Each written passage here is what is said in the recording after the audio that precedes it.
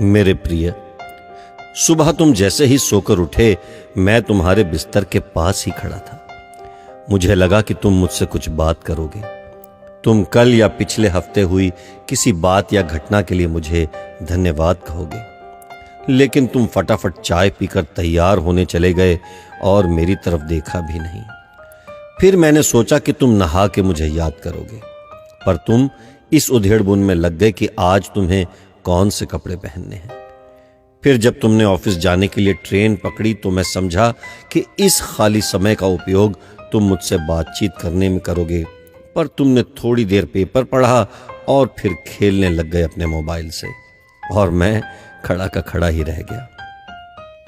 मैं तुम्हें बताना चाहता था कि दिन का कुछ हिस्सा मेरे साथ बिताकर तो देखो, तुम्हारे काम और भी अच्छी तरह से होने लगेंगे, लेकिन तुमने मुझसे बात ही नहीं की।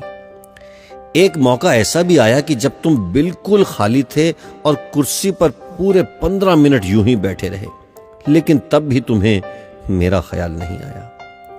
दोपहर के खाने के वक्त जब तुम इधर उधर देख रहे थे तो भी मुझे लगा कि खाना खाने से पहले तुम एक पल के लिए मेरे बारे में सोचोगे, लेकिन यह भी नहीं हुआ। दिन का भी काफी समय बचा था। मुझे लगा कि शायद इस बचे समय में हमारी कुछ बातचीत हो जाएगी, लेकिन घर पहुंचने के बाद तुम रोजमर्रा के कामों में व्यस्त हो गए, और जब वो काम निबट गए तो तुमने टीवी खोल लिया और घंटों तक टीवी देखते रहे। देर रात थक कर तुम बिस्तर पर सो गए।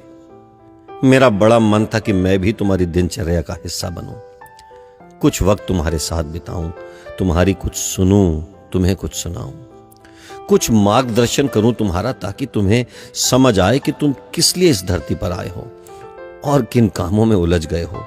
लेकिन तुम्हें समय ही नहीं मिला और मैं मन मार कर ही रह गया।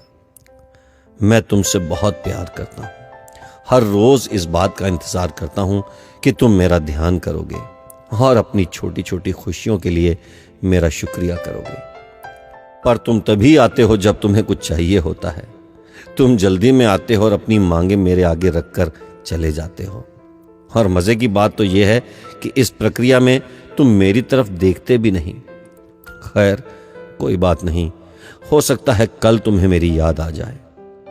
ऐसा मुझे विश्वास है और मुझे तुमसे प्यार है। आखिरकार मेरा दूसरा नाम प्यार ही तो है। तुम्हारा यीशु मसीह।